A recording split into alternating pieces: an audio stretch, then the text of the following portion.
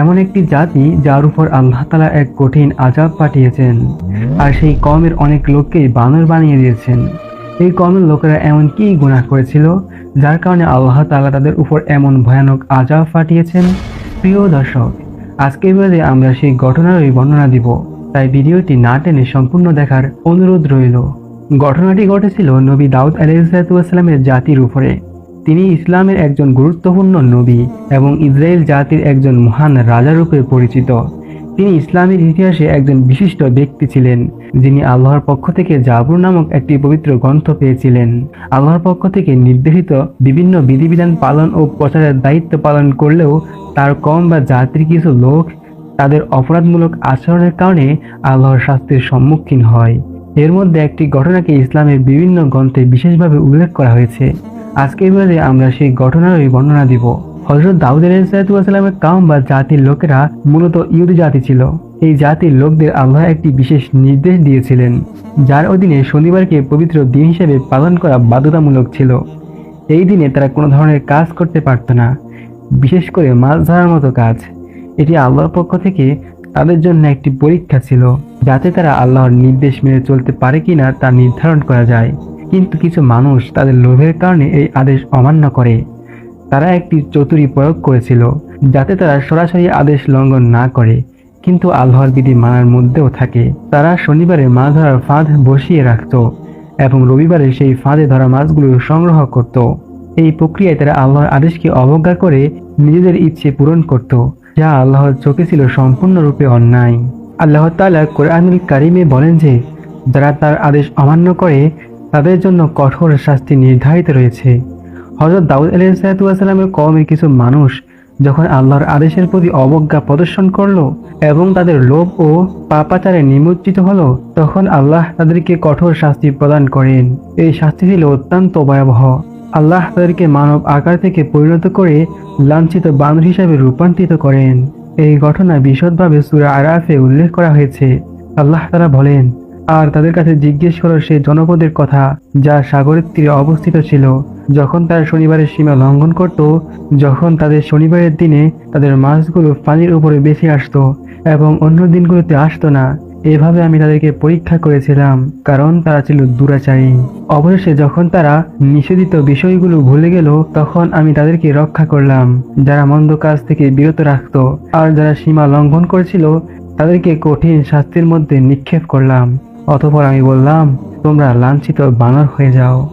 আল্লাহ তাআলার এই শাস্তির মধ্যে একাধিক তাৎপর্য রয়েছে। প্রথমত, আল্লাহ তাদেরকে মানব আকৃতি থেকে হীনতর প্রাণী বানরের আকৃতিতে পরিণত করেন। এটি কেবল একটি শারীরিক শাস্তিই ছিল না, বরং তাদের আত্মা ও ব্যক্তিত্বের উপর একটি মারাত্মক আঘাত ছিল। তাদের মানসিক ও নৈতিক পতন এতটাই তীব্র ছিল যে আল্লাহ তাদেরকে এমন এক রূপ দেন যা তাদের প্রকৃত স্বরূপ প্রতিফলিত করে। এটি আল্লাহর ন্যায় বিচারের একটি প্রতীক, যা দেখায় যে যারা আল্লাহর আদেশের প্রতি অবজ্ঞা প্রদর্শন করে তারা তাদের জীবনে একটি হীনতার অবস্থায় পতিত হতে বাধ্য। দ্বিতীয়ত, এই শাস্তি কেবলমাত্র তাদের জন্যই নির্ধারিত ছিল না যারা সরাসরি আল্লাহর আদেশ অমান্য করেছিল, বরং তাদের মধ্যে যারা এই অবজ্ঞার বিরুদ্ধে কিছু করেনি তাদের উপরেও এই শাস্তি কার্যকর হয়। এটি নির্দেশ করে যে সমাজের প্রতিটি সদস্যের দায়িত্ব রয়েছে অন্যদের সঠিক পথে পরিচালিত করার। যারা এই দায়িত্ব পালনে ব্যর্থ হয় তারা নিজেরাও শাস্তির সম্মুখীন হতে পারে। এই ঘটনাটি যখন সংঘটিত হয় তখন হযরত দাউদ আলাইহিসসালামের কওমের মধ্যে একটি বড় ধাক্কা লাগে। যারা আল্লাহর আদেশ পালন করেছিল এবং অন্যদের সতর্ক করার চেষ্টা করেছিল তারা এই শাস্তি দেখে অত্যন্ত মর্মাহত হয়। তারা বুঝতে পারে যে আল্লাহর আদেশ অমান্য করার ফলাফল কতটা ভয়াবহ হতে পারে। কিন্তু এই শাস্তি অন্যদের জন্য একটি শিক্ষা হয়ে দাঁড়ায়। অনেকেই এরপর আল্লাহর প্রতি তাদের অনুগত্যের স্তর বৃদ্ধি করে এবং তার আদেশ পালনে আরো বেশি সতর্ক হয়। এটি এক ধরনের সামাজিক পুনরুজ্জাগরণের সূচনা করে, যেখানে মানুষের মধ্যে আল্লাহর আদেশ পালন ও তার প্রতি অনুগত্য প্রদর্শনের গুরুত্ব পুনরায় জাগ্রত হয়। এই ঘটনাটি আমাদের কাছে অনেকগুলো গুরুত্বপূর্ণ শিক্ষার বিষয় প্রকাশ করে, যা আমাদের জীবনে প্রতিপালিত হওয়া উচিত। ১. আল্লাহর আদেশের প্রতি অনুগত্য। এই ঘটনা স্পষ্ট করে যে আল্লাহর আদেশ পালন করা আবশ্যক এবং চাতুরীর মাধ্যমে তার আদেশকে অমান্য করার চেষ্টা করা অত্যন্ত বিপজ্জনক। আল্লাহ সবকিছু জানেন এবং দেখেন, তাই তার আদেশ মানার ক্ষেত্রে সতর্ক থাকা উচিত। ২. শাস্তির ভয়াবহতা।